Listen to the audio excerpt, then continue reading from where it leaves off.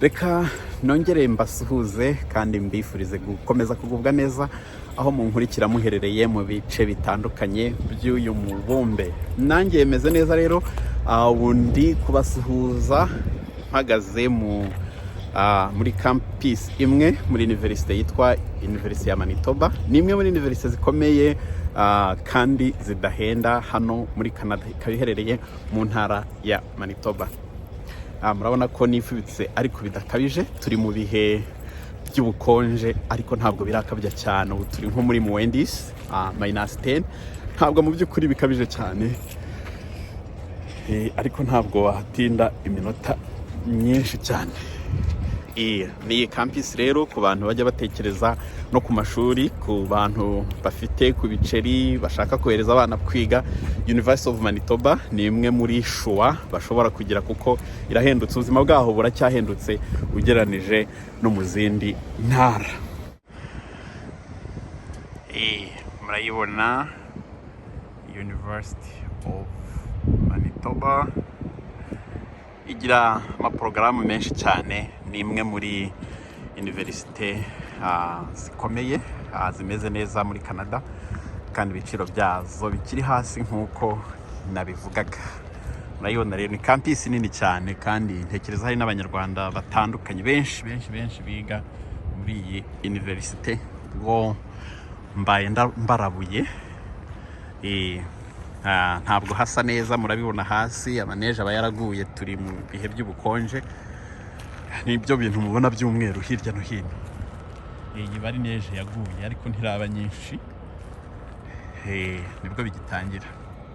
Ngaye nguko uyu munsi rero ngiye kubaganiriza kuki. Uyu munsi nk'uko abantu bamwe bifuje ko nabaganiriza kuri experience yanjye muri Canada, numva aricyo ngiye kubaganirizaho muri make, hanyuma ariko nkanabaha update ku bintu bimwe na bimwe cyane cyane biba bijyanye n'ibibazo abantu babajije ku mavideo mba nabashyiriyeho, abantu baba barebye bakagira ibyo bibaza, yenda nkaza gushyiraho clarification. Mbere yuko njya kuri experience yanjye rero, nagira ngo mbibutse ko nabatangarije ko hari agence nari nabonye nashoboye kuvugisha zifasha companies ziba hano gushaka abakozi. Harimo n'imwe ifasha companies za hano ndetse nizo muri USA gushaka abakozi zibakuye hanze ya Canada. So iyo company hiring abakozi muri sector ya transportation, muri finance, muri health care, muri mechanical, muri engineering, ndumva ari izo ngizo. Ifasha companies zo muri Canada ndetse nizo muri USA. Hanyuma rero bafite email, ngira ngo niyo email nakunze kujya mpa abantu, ariko uyu munsi ndahitamo ko numva amalink nabonye na postinga, hanyuma abantu bakajya bigerageza. Ahubwo umuntu unyandikira akaba ari ushaka ko namuha service yo kumukorera kuri resume gusa, kubera ko nasanze ni byiza ko umuntu agira umugisha wo kugenda agira abantu benshi bakurikirana amakuru n'ibiganiro agenda atanga, ariko nanone bigenda bisa n'ibingora kugira ngo mbashe kubonera abantu umwanya nk'uko bikwiye. So niyo mpamvu rero nifuza ko amalinki yose nari namaze kubabonera. Ubundi nasabye ko abantu bajya banyandikira bamaze kubona, bamaze gukora kuri resume na cover letter babyujuje, hanyuma nkaba nabaha linki. Ariko ubu ngubu numva ngiye guhitamo ko izo linki zose nababwiye nzipostinga, ndazipininga muri comment section no muri description, ku buryo wamaze gukora resume yawe neza, ukaba wakoze na cover letter, ubyiyohererezaho, ureba email mba nashyizeho ukabyohereza, ubundi ugategereza. Indi agence nayo nabonye ni yakira amaresume y'aba truck drivers gusa bafite experience, kandi bashobora no gukomunika mu Cyongereza cyangwa Igifaransa. Iyo nayo ndumva narayibabwiye, nayo ndayipostinga, hanyuma nshyiriho na details zayo. Mushobora kuba mwakohereza amadokima yanyu, kandi mushobora no kujya online ku website yabo mukaba mwakirebera detail. Agence ya gatatu rero na agence nababwiyeho ko umuntu nyirayo anafasha abantu muri immigration services.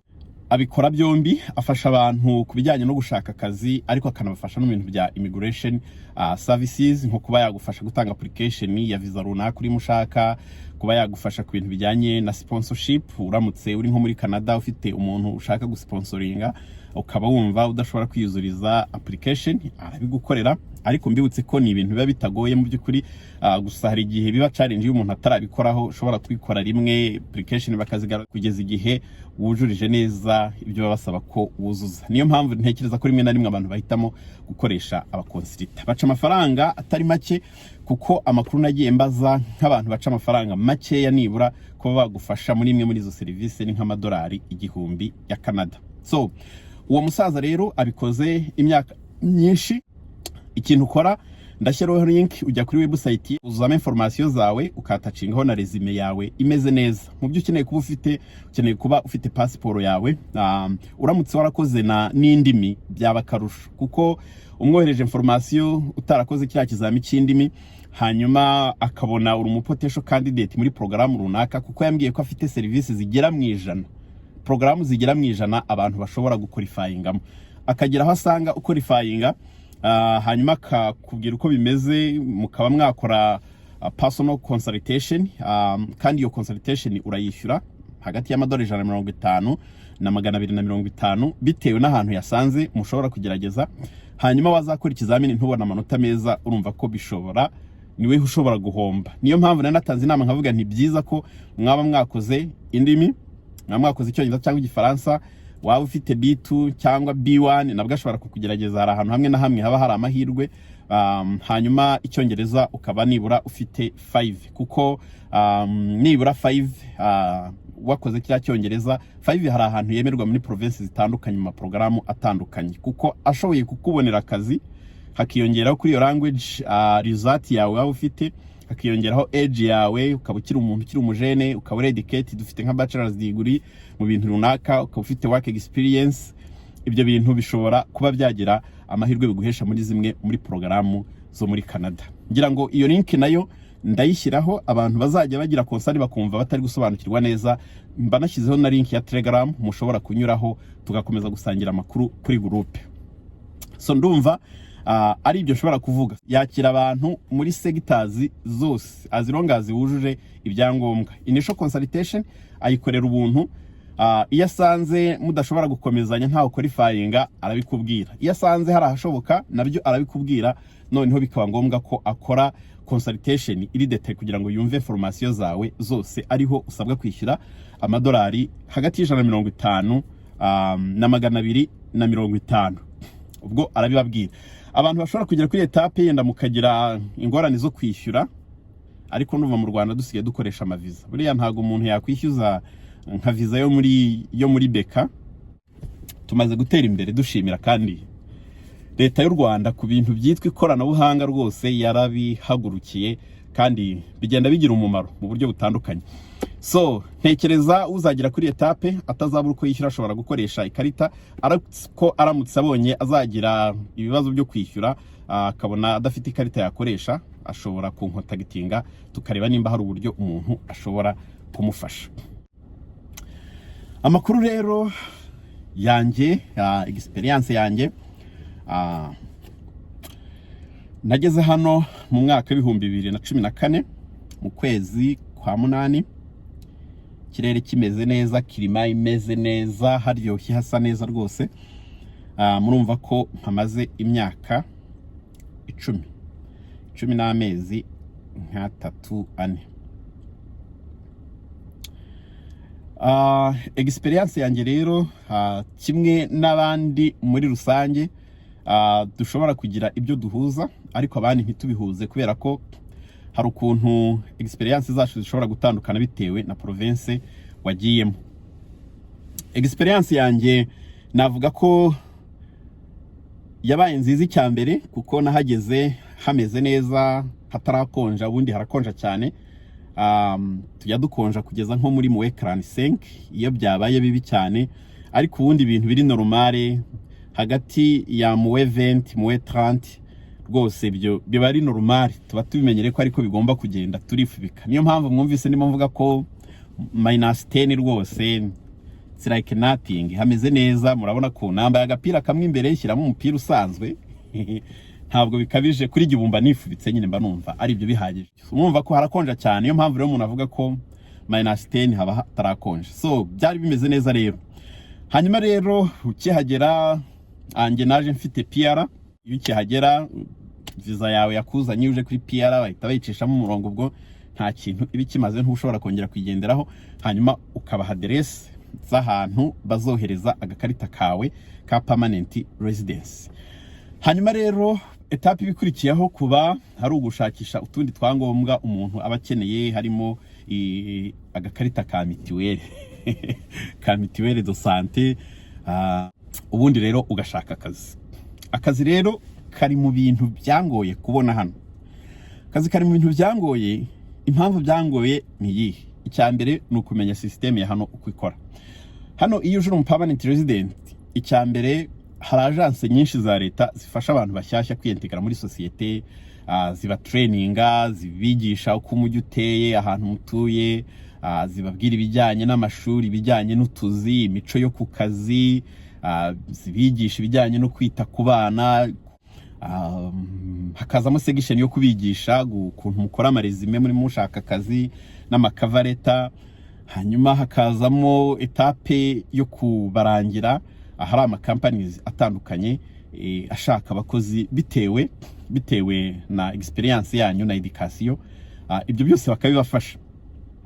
Ariko rero ikijyanye na interview urirwariza, no kuvuga ngo iyo bakuboneye ahantu barakurinkinga, hanyuma bakazaguhamagara ukigira muri interview rero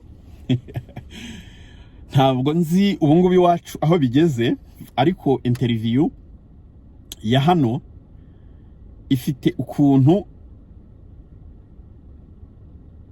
baba bakeneye information ziri specific kubijyanye n'akazi urimo ushaka. Urumva ubugeze hano atariho wize, uba ufite experience yiwanyu, rimwe na rimwe hari igihe usanga itandukanye n'iya hano. Ukuntu baba bakeneye rero ko uri busubize, rimwe na rimwe bigorana kubimenya. Baba bashaka ko ubabwira ukuntu experience ukuyiwanyu y'ibyo wakoragamo umaze igihe kinini ukora, izo skills uzanye ushobora kuzitransferinga mu kazi uri mushakisha. Nicyo kintu baba bakeneye kumva. Hanyuma kandi baba bareba na communication skills zawe. Urumva na abantu bakoresha icyongereza gusa, hanyuma iwacu ugasanga ururimi rw'icyongereza ntiturukoresha cyane mu by'ukuri mu buzima bwacu bwa buri munsi.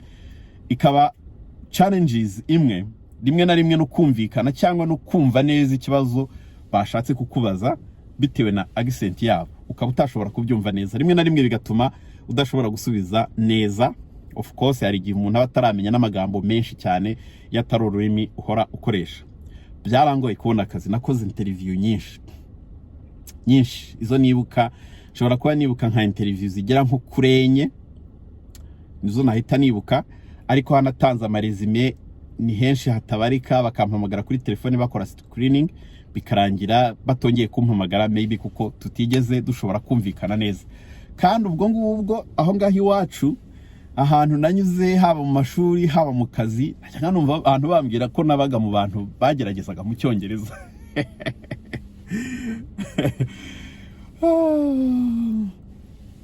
Nuko byaragoranye kugeza akazi ka mbere nakabonye maze amezi 3 hano. Urumva kubona akazi ka mbere nyuma y'amezi 3, ndabizi hari nabo bitinda cyane wicaye uri mu rugo ukonsoma. Murabyumva ubuzima bwa hano buranahenda cyane, buba buri kuri high standard. Ntabwo umuntu yavuga ko ashobora kuba hadakora ngo bikunde. Nuko akazi ka mbere rero nkabona umufrendi wanjye nkonegise andangira company yakoreragamo. Nuko ntabwo bangoye, najyanye resume. Of course iyo umuntu yaguhaye connection nta nubwo birirwa bakugora nyina henshi, no kuko babizeye umuntu wagutanzeho candidature. Uragenda resume yenda bayirebaho, ubundi bakaguha akazi ugatangira ugakora. Akazi katoroshye muri warehouse mbariko mbyita, nk'umuntu uvuye mu Rwanda urugero wakoraga muri ofisi wabyukaga umeze neza wakarabye wikubisa akabavu washyizemo agakoti kubakunda kuyambara hanyuma ukahagera akazi kambere ubonye kakaba nakazi kari bugusabe gukoresha amaboko kari bugusabe gukoresha ingufu kari bugusabe kuba uhagaze amasaha 7-8 murabyumva ko ishobora kubanza ikaba challenge mu minsi ya mbere ariko nazanye mentalite kuko abantu benshi bari barambwiye ati rero biriya bihugu ntabwo biba bishaka abantu bize cyane baba bavuga ati babishakira reba babishakira general reba abantu batanga ingufu zabo twatuzi tudasaba amashuri tudasaba experience runaka bashobora kugutraininga ugatangira ugakora nge rero nahazanye mentalite yo kuvuga ko akazi kose nzagakora uretse ko ni nayo mentalite nakoranye nakuze mvuga ko nimara kwiga akazi kose bazampa gapfa kuba kazamemba kakampa amafaranga ashobora kugira icyo ari bumfashe kuko amafaranga yose ntabwo nayatora mu nzira n'ubundi niyo byaba 10,000 niyo byaba 20,000 ntabwo wagenda mu nzira ngo yatore so akazi rero ndagatumika hafi amezi 6 ariko ndagakoza amezi 6 hanyuma nza kubona indi connection yo kujya gukora mu kazi k'ishyamba kazi ko gutera ibiti ngira ngo abenshi bajya bakumva bamwe bakunda no kwibaza ati nakazi ko gutera ibiti turagashaka ntabwo ari akazi nako koroshye kukabona ntabwo ari akazi koroshye kukabona ariko nagize umugisha barankonegita ndagenda ndagakora ingufu murabyumva ko na akazi k'ingufu ariko navuga ko kabamo amafaranga kameme ku buryo abantu bamwe bagera hano bakumva nka education zabo zitemewe cyangwa bakumva bizabasaba ibindi bintu byinshi kugira ngo bongere gushobora gukora umwuga wabo bagahitamo kwifatira ako kazi k'ishyamba iyo bagezeyo bakabona baragashoboye mujya mubyumva kabamo ibijyanye no gutema ibiti kabamo ibijyanye no gutera nakoze akazi ko gutera it was a good job naragakunze rwose kuko urakora utikoresheje kandi amafaranga ukayabona baguhembera umusaruro w'ibyo wakoze nyine ko kazi naragakoze igihe kinini ngakora ndimo nanashakisha uko nasubira ku ishuri kuko nari narageze hano bambwira ko kugira ngo bampe degree nize food science na technology abantu banyuze muri kiste mwese ndabasuhuje niho yahoze kubatabizi bambwira ko ngomba kwa applyinga muri university itanga iyo program hanyuma ngatanga dokima zanjye ngatanga ama courses description y'amasomo twafashe yose hanyuma bakayakorera assessment bakareba ko ashobora kumatchinga n'amasomo batanga muri degree yabo ko basanga bihura bakayimpa basanga bidahura no kuvuga ko amasomo abura nagomba kuyafata kugira ngo nshobore kubona degree hanyuma bigenzuye neza mbona ntabwo ibyo bintu bitanga akazi mu ntara ndimo cyane ntabwo bitanga akazi cyane hanyuma ikindi nta nubwo nari naragize experience yo kubikoramo cyane mu Rwanda nakoze mu bintu bya nutrition murumva ko nutrition kara gashami gato cyane mu bintu twiga muri food science so nta experience ni nari mfite mu bintu nari narize mu byukuri nibaza rero ko nibyo koko nshobora kwinjiramo nkabaha ayo masomo yanjye bagakora assessment shobora gusanga imyaka inihwanye n'imyaka 2 gusa bikaba byansaba kwiga n'imyaka 2 kugira ngo bampe iyo degree nahisemo rero gushakisha amakuru y'ibindi bintu ushobora kwiga mu Rwanda n'ubundi nari nashatse kwiga ibintu by'igiforomo kubera ko numvaga mbikunda hanyuma ariko tuza kugira ibintu byo kugendera mu kigare byo gushaka kujya kwigira mu mujyi twanga kujya inyamishaba Kristi yari irimo yiyamamaza icyo gihe no ikiri nshyashya ishaka kuritinga abanyeshuri nuko turahindura abantu benshi twarahinduye turavuga ati reka ntabwo tuzajya kwiga inyamishaba twari twaratuye kuzajya kwiga ibintu by'igiforomo n'ibindi byose batangaga inyamishaba nuko turahindura twitorera Kristi tugiye kwiga iki muri Kristi we don't know baraje barapresenta baratwereka ari amataje yose nuko dutora Kristi rero Kristi iradufata turatsinda icya leta iradufata tujya muri Kristi nuko tujya muri food science. Bamwe bagiye muri food science, abantu benshi twajyanye bagiye muri food science, abagize amahirwe bagiye muri nko muri civil engineering cyangwa muri za computer, abandi cyane cyane abantu twarize biochimie, narize biochimie. Ntangira yo gushaka amakuru, nshaka kwiga pharmacy cyangwa se nkiga nursing. Hanyuma nsanga no gushaka amakuru isoko ry'umurimo muri pharmacy ntabwo ari rinini cyane. Nubwo nawo ni umwuga mwiza hano, barahembwa neza cyane rwose. Nuko mpitamo gufata inzira nk'iyo nari narashatse kujyamo nkirangiza secondaire. Nuko nashakisha amakuru, ntangira kwegeranya ibisabwa kugira ngo njye kwiga nursing. Bitari byoroshye kwiga nursing kuko kugira ngo winjire muri university ya hano uvuye specifically mu Rwanda, ntabwo batwemera nk'abantu bavuga icyongereza, kandi koko ku bantu ku promotion yacu y'icyo gihe twabaga turi hasi kubera ko twe twize secondaire mu Gifaransa, hanyuma university twiga mu Cyongereza. Nuvuga ko icyongereza twari dufite nibura abantu bageragezaga, twari twaragikuye muri kaminuza wizemo imyaka 4.